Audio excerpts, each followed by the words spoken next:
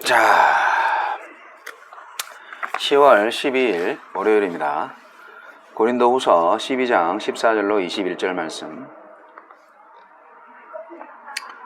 보라, 내가 이제 세 번째 너희에게 가기를 준비하였으나 너희에게 폐를 끼치지 아니하리라.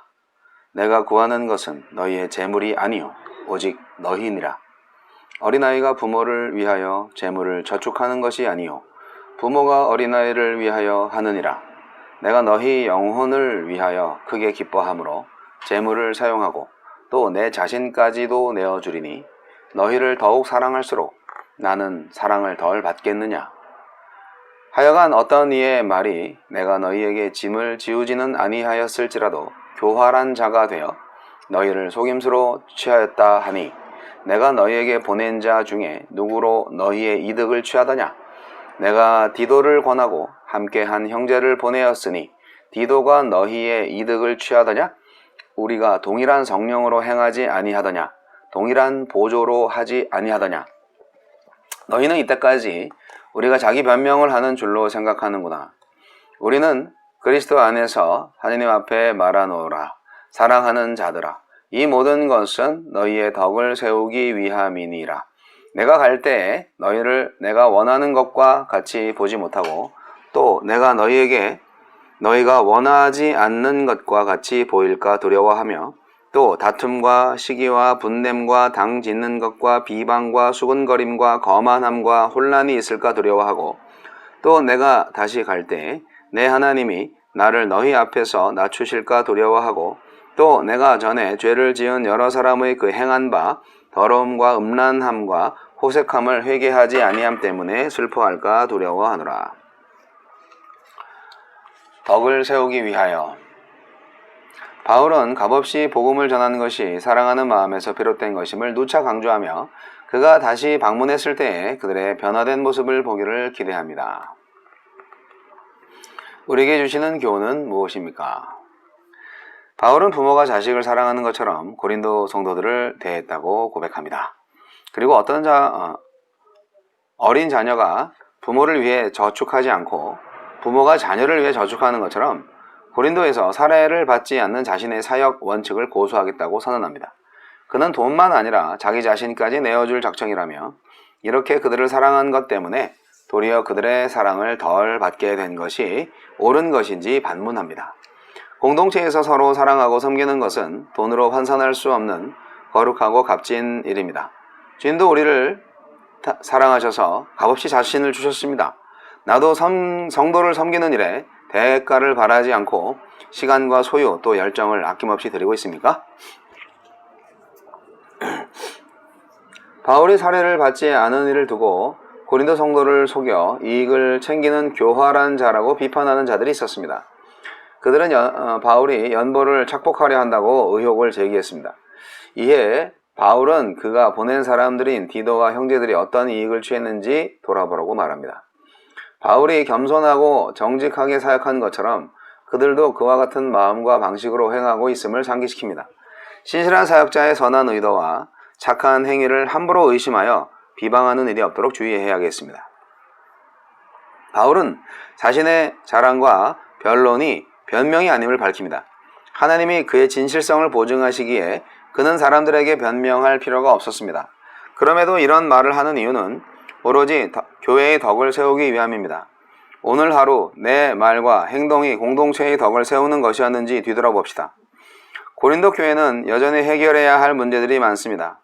시기, 다툼, 당 짓는 것, 교만, 무질서가 교회의 연합을 해치고 부정, 음란, 호색한 죄를 회개하거나 치리하지도 않았습니다.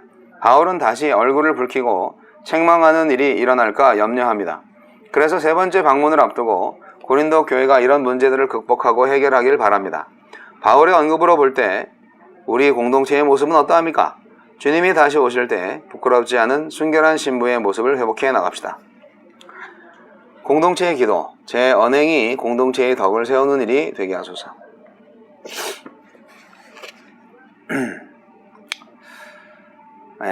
덕을 세우기 위한 바울의 처절한 몸부림이라고는 할까요?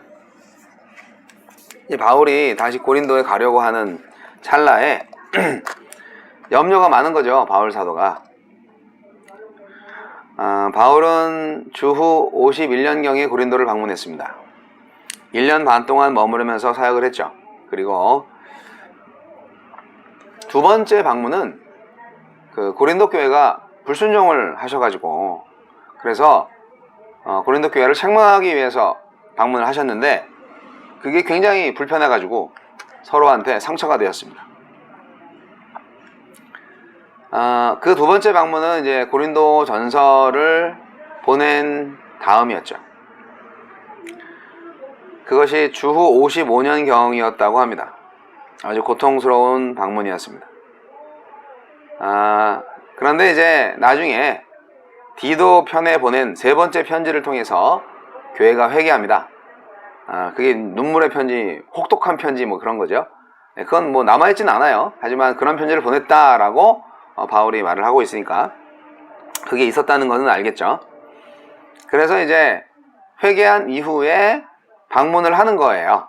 그래서 그나마 좀 마음이 좀 편안하게 방문할 수가 있는 상황인데, 문제는 거짓 사도들이 자꾸 이간질을 시킨다는 거죠, 이게. 그래서 바울 사도는 내가 가는 이유가 돈 때문 아니거든. 그리고 나 뭐 돈 착복한 적 없거든.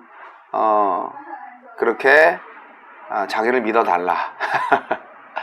참 사역하기 힘드네 진짜. 바울 사도는 뭐 다른 교회는 몰라도 고린도 교회에 대해서만큼은 무보수로 사역을 하셨어요. 그렇기 때문에 사실 고린도 교회 성도들은 정말 자식처럼, 아니 부모가 자식을 위해서 돈을 모으지 자식들이 부모를 위해서 돈을 모으냐, 그것은 결국 고린도 교회 성도들이 영적으로 상당히 어린아이였다는 것을 우회적으로 드러내는 거죠. 그래서 사실 문제가 많고 말이 많고 하는, 그리고 거짓 사도들을 분별하지 못하고 그런 거짓 사도들의 말을 믿고 바울을 의심하는 교회에 아주 어리석은 갓난아이들만 모여있는 그런 교회겠죠. 하여간 거짓 사도들 때문에 상황이 복잡해졌어요. 그래가지고 바울 사도가 이렇게 노파심에서 이렇게 편지를 쓰고 있습니다. 바울은 참 자상해요. 배려가 있어요. 그래서 내가 여러분들한테 패 끼치지 않겠다고 절대 그렇게 말씀을 하시고, 저는 그래요. 아니 고린도 교회가 그렇게 어려웠나? 실제로 어려웠다고 합니다.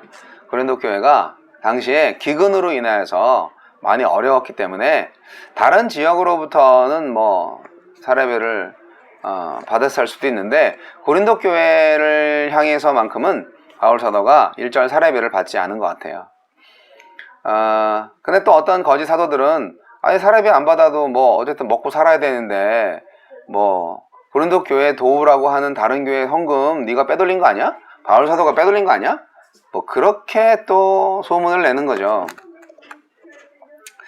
악랄하죠. 악랄한 루머를 막 퍼뜨립니다.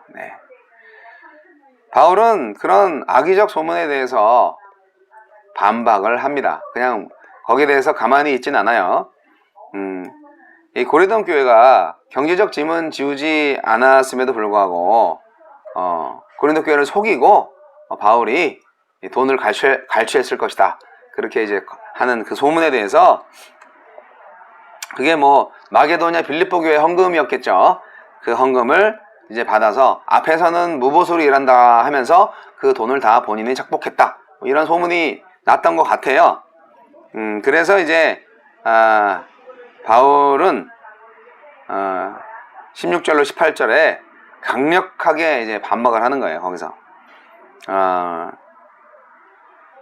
바울은 할 땐 합니다. 따질 땐 따집니다. 여러분, 디도가 착취한 적 없고 디도의 동역자가 뭐 돈 밝힌 적 없고 어떻게 그렇게 헛소문을 믿느냐? 나는 참 진실한 사역자다. 그렇게 말씀하시는 바울 사도의 그 마음, 참 그 고린도 교회를 사랑하면서 고린도 교회가 바른 생각, 바른 판단을 할 수 있도록 어떻게 하면 도와줄 수 있을까? 저는 바울 사도의 진정성을 본 성경을 통하여서 금방 느낄 수가 있습니다. 구구절절 바울의 진실함과 성실함과 애절함이 묻어나는 말씀입니다. 고린도 교회 방문을 앞둔 바울의 관심은 고린도 교회의 재물이 아니라 고린도 교회 자체였습니다. 그들의 영혼이었죠. 그들을 너무나 사랑했고 그들 자체가 목적이었습니다. 아낌없이 내어주고도 아까워하지 않는 부모의 마음을 가지고 바울 사도는 고린도에 방문하고자 했습니다. 바울은 이렇게 설득을 성실하게 합니다. 요목조목 따져서도 하고 아주 구체적으로 하고 반박도 하고 여러 가지로 합니다. 근데 이렇게 하는 이유가 뭘까요? 교회의 덕을 세우기 위해서다 하는 것입니다. 거짓이 아니라 그리스도 안에서 진실을 말하는 것을 우리는 바울을 통해서 배워야 합니다.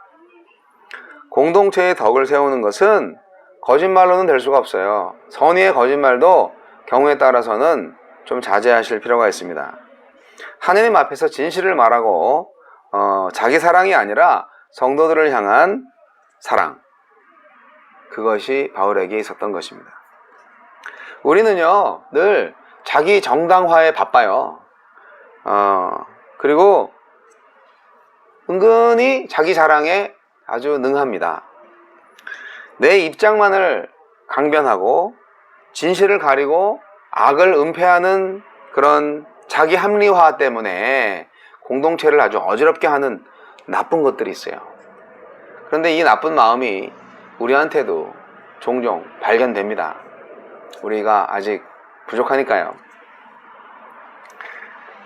바울은 대적자들에 의해서 이 부당하게 실추된 사도적 권위 때문에 고린도 교회가 자신이 엄한 경고와 명령을 거절할까 염려했습니다. 아니 그러니까 의심이 들면 순종을 안 하죠. 뭐 지도자를 믿어야 순종을 하는 건데 바울은 고린도 교회에 경고를 많이 하셔야 하는 사명을 갖고 있었던 거거든요. 바르게 살아야 되니까. 그리고 연보하기로 했던 거 연보해야지. 그 하느님과 약속인데. 그리고 그 연보를 함으로써 너희들이 더 부자가 될 거야. 더 그 영혼이 더 풍성하게 채워질 거야. 그렇게 권고를 해주시려고 하는 건데 고린도 교회가 그 말을 안 들을까 봐. 그래서 염려하신 거예요. 노심초사 하신 거예요. 그러니까 방문해가지고 말을 안 들으면 그냥 기쁨과 사랑의 교제가 아니라 책망과 뭐 다툼의 만남이 될 수도 있잖아요. 그거를 이제 바울이 염려하면서 오늘의 편지를 쓰고 있는 것입니다. 여러분, 만약에 주님이 지금 우리 교회에 방문을 하신다면 주님께서 우리 교회에 책망을 하실까요? 칭찬을 하실까요? 생각해 볼 필요가 있죠.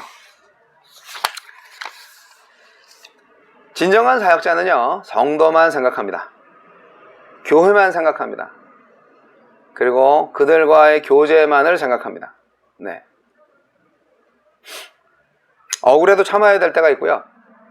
끝까지 변호해야 할 때도 있습니다. 내 명예가 달려있고 내 가족과 공동체의 명예를 위한 일도 있어요.